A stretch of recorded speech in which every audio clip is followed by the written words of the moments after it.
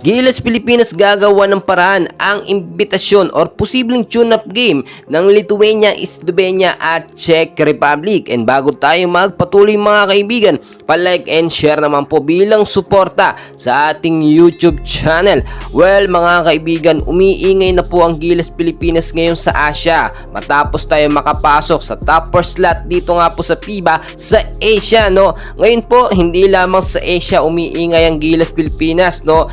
Meron din po tayo natanggap na imbitasyon dito nga po sa bansang Lithuania, Slovenia at Czech Republic. Posibleng tune-up game ang ating hinihintay at inaasahan dito.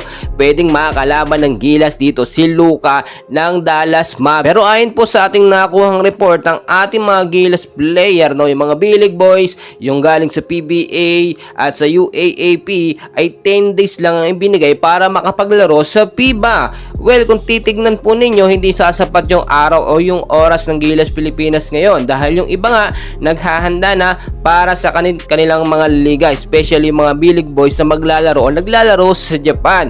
So ngayon po ginagawa ng Gilas yung pagkakataon or once in a lifetime opportunity ng Gilas Pilipinas na magkaroon ng imbitasyon sa iba't ibang mga bansa. Tune-up game mga kaibigan.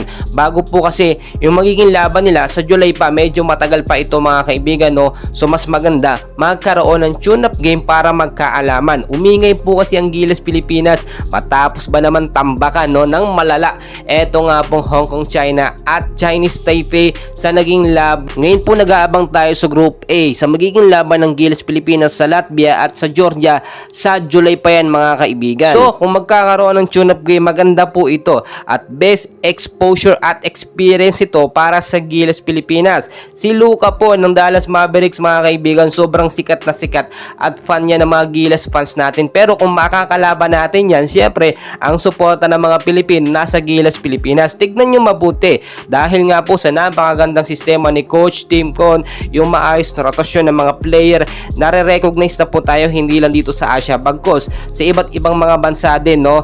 At nakikita nyo naman yung depensa ng Gilas Pilipinas, sobrang lakas ngayon ikukumpara dati kay Chot Reyes, no. Halos times 4 ang lakas ng Gilas Pilipinas. Bukod dyan, nagagamit ng maayos itong si Kai Sotto sa ilalim, sa depensa, sa rebound at sa block. Yung pagiging 7-footer ni Kai Sotto na advantage talaga sa laban, sobrang gamit na gamit po. Bukod pa po dyan, natututo ng mga panibagong self strategy, no, or tumataas po ang confident ni Kai Sotto sa paglalaro dahil nga sa pagbo-boost ng confident ni Coach Tim Con at pagchichirep kay Kai Sotto na kayang-kaya niyang idumina ang Asia.